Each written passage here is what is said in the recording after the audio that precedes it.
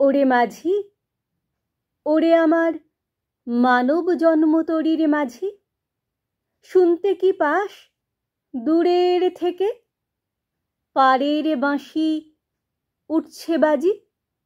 তরি কি তোর দিনের শেষে ঠেকবে এবার ঘাটে এসে?